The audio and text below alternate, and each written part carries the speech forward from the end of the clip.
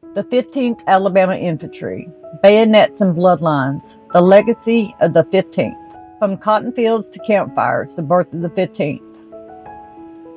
We begin in the summer of 1861 at Fort Mitchell, Alabama, where the red clay roads of Russell County echoed with the sound of boots and bugles.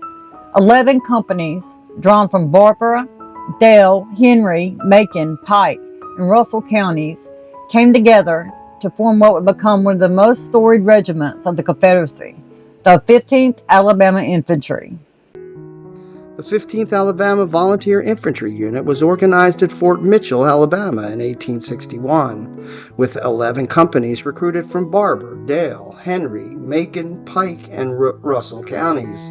The stated mission of the 15th Alabama was the defense of their homes and way of life from feared invasion from the northern states.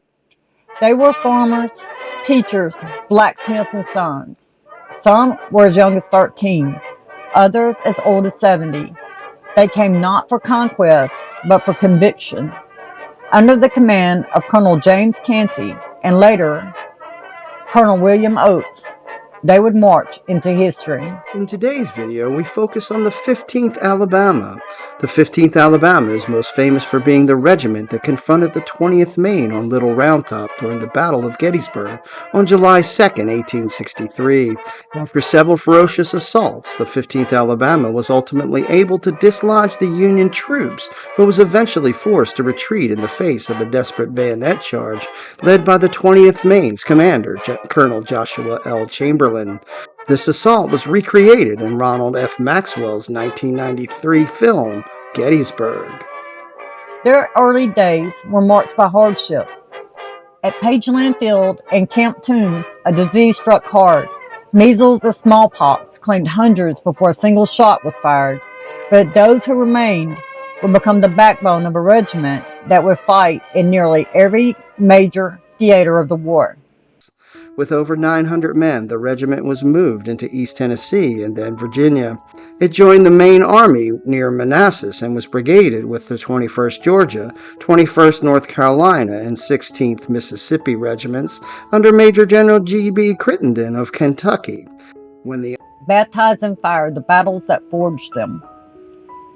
The 15th Alabama's baptism by fire came in Stonewall Jackson's Valley campaign, where they fought at Front Royal, Winchester, and Cross Keys, earning praise from generals for their gallantry and maneuvering. The Army moved over to Yorktown. The 15th remained on the Shenandoah in Major General Thomas J. Stonewall Jackson's division to participate in the Valley campaign. It was engaged with slight loss at Front Royal and Winchester, but it lost 9 killed and 33 wounded out of 425 engaged at Cross Keys. The 7 days battles, where they lost 34 and 110 were wounded at Gaines Mill. At 2nd Manassas, they suffered 112 casualties. At Antietam, 84 more. And at Fredericksburg, they stood firm under fire. Moving over to Richmond and Jackson's flank attack against Union Major General George B. McClellan, the 15th entered the First Battle of Cold Harbor with 412 men and lost 34 killed and 110 wounded. The regiment suffered slightly at Malvern Hill on 1st of July. It was engaged at Hazel River and at Manassas Junction, with a loss of 6 killed and 22 wounded. The 15th Alabama participated in the Second Battle of Manassas, losing 21 and 91 wounded out of 440 men engaged. At Chantilly, the regiment lost another 4 killed and 14 wounded and took part in the investment of Harper's Ferry with trivial loss. At Sharpsburg, of 300 men engaged, 9 were killed and 75 were wounded. Under the fire at Fredericksburg on the 15th of December, the regiment had casualties of 1 killed and 34 wounded. But it was at Gettysburg on July 2, 1863, that the 15th Alabama etched its name into legend. They were ordered to seize Little Round Top, a rocky hill on the Union's left flank. After a grueling march over 20 miles in the summer heat with no water, they launched multiple uphill assaults against the 20th Maine, commanded by Colonel Joshua Chamberlain. Wave after wave they charged. They nearly broke through, but in a desperate counterattack, the 20th Maine fixed bayonets and charged downhill. The 15th, exhausted and out of ammunition, was forced to retreat. They lost 72 men that day, 190 wounded, and 81 missing, nearly half of their strength. Yet their bravery was immortalized in books, films, and annals of American memory. General Robert E. Lee had ordered Longstreet to launch a surprise attack with his 2 divisions against the Federal flank and their positions atop Cemetery Hill.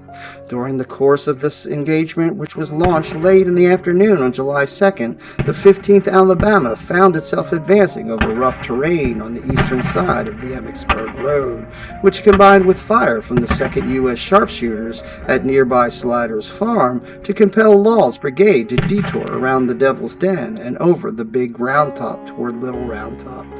During this time, the 15th was under constant fire from Federal sharpshooters, and the regiment became temporarily separated from the rest of the Alabama Brigade as it made its way over Big Round Top. Little Round Top, which dominated the Union position on Cemetery Ridge, was initially unoccupied by Union troops.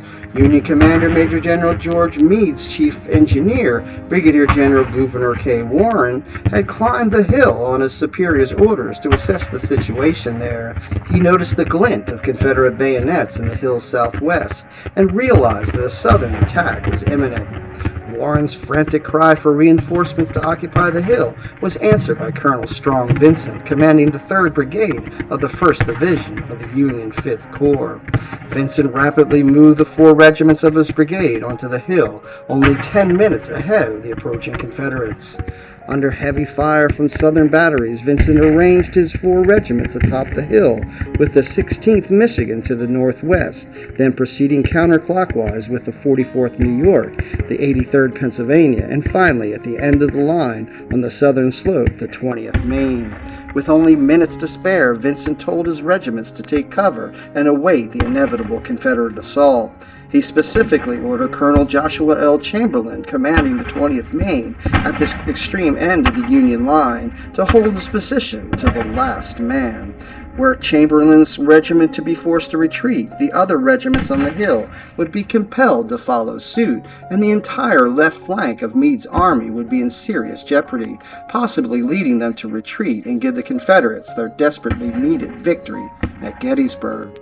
In their attack on Little Round Top, the 15th Alabama would be joined by the 4th and 47th Alabama Infantry and by the 4th and 5th Texas Infantry Regiments.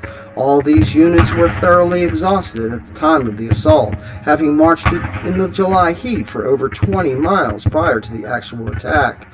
Furthermore, the canteens of the Southerners were empty, and Laws did not give them time to refill them. Approaching the Union line on the crest of the hill, Law's men were thrown back by the Union's first volley and withdrew briefly to regroup. The 15th Alabama repositioned itself further to the right, attempting to find the Union left flank, which, unbeknownst to it, was held by Chamberlain's 20th Maine. Chamberlain, meanwhile, had detached Company B of his regiment and elements of the 2nd Sharpshooters, ordering them to take a concealed position behind a stone wall 150 yards to the east, hoping to guard against a Confederate envelopment. Seeing the 15th Alabama shifting around his flank, Chamberlain ordered the remainder of the 385 men to form a single line. The 15th Alabama charged the Maine troops, only to be repulsed by furious rifle fire. Chamberlain next ordered the southernmost half of his line to refuse the line, meaning that they formed a new line at an angle to the original force to meet the 15th Alabama flanking maneuver. Though it endured incredible losses, the 20th Maine managed to hold through 5 more charges. In later years, Oates would assert that the 15th Alabama's assault had failed because no other Confederate regiment appeared in support of his duties during the attack. He insisted that if but one other regiment had joined his attack on the far left of the Union Army, they would have swept the 20th Maine from the hill and turned the Union flank, which would have forced Meade's whole left wing to retire. However, Oates also paid tribute to the courage and tenacity of his enemy when he wrote There never were harder fighters than the 20th Maine men and their gallant colonel. His skill and persistency and the great bravery of his men saved Little Round Top and the Army of the Potomac from defeat. Chamberlain in turn extolled the bravery of his Alabama foes when he later wrote, "These were manly men whom we could befriend, by no means kill, if they came our way in peace and goodwill." The 15th Alabama spent the remainder of the Battle of Gettysburg on the Confederate right flank, helping to secure it against Union cavalry and sharpshooters. From the mountains to the mud, the final campaigns. After Gettysburg, the 15th was transferred west to fight under General Braxton Bragg. At Chickamauga, they lost 142 men. It took no part in Pickett's charge on July 3rd. Out of 644 men engaged from the 15th Alabama at the Battle of Gettysburg, the regiment lost 72 men killed, 190 wounded, and 81 missing.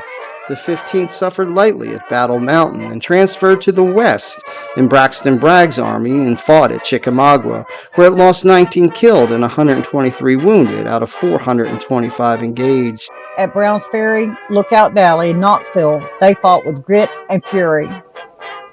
In the fierce fights at Brown's Ferry, Lookout Valley, and Knoxville, the 15th suffered more losses. In 1864, they returned to Virginia and fought in the wilderness, in Spotsylvania, Cold Harbor, and the siege of Petersburg at Deep Bottom. They lost a third of their remaining men. At Russell's Mill, 13 were killed and 90 were wounded. By the time they surrendered at Appomattox Courthouse in April of 1865, only 170 men remained of the 2,000 who had served. In 1864, the 15th took 450 men in the fight at Wilderness, Spotsylvania, Hanover Courthouse, Second Battle of Cold Harbor, and the defense of Petersburg, losing severely, dwindling its ranks. The 15th took part in the subsequent severe fighting and surrendered with just 170 men at Appomattox. Over 260 had fallen in battle. 416 died of disease, and dozens more were captured or disabled. Of the 1,633 on the rolls, over 260 fell in battle. 440 died in the service. 231 were transferred or discharged. The echo that endures. What is the legacy of the 15th Alabama? It is not just in the stone markers at Gettysburg or the muster rolls in the dusty archives. It is the stories that pass down, the cemetery headstones, the quiet pride of descendants who still walk the same Alabama soil. Their legacy is one of unyielding courage, of human endurance, and the complex truth of a nation divided. They were not perfect men, but they were resolute, fierce, and loyal to one another. They remind us that history is not just made by generals and presidents, but by ordinary people in extraordinary times. So let us remember the 15th Alabama Infantry, not as relics of a bygone war, but as witnesses to the cost of conviction. Let us honor their sacrifice, reflect on their humanity, and carry forward the lessons they left behind. Thank you for listening, guys. Have a good day.